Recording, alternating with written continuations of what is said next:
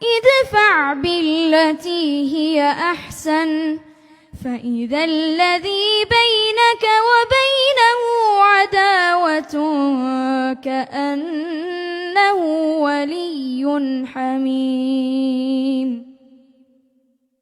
وما يلقاها إلا الذين صبروا وما يلقاها إلا ذو حظ عظيم. وإما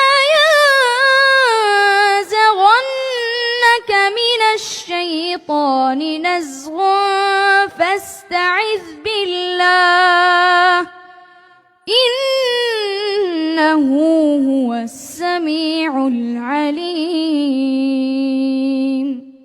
ومن آياته الليل والنهار والشمس والقمر لا تسجدوا للشمس ولا للقمر واسجدوا لله الذي خلقهن إن كنتم إياه تعبدون.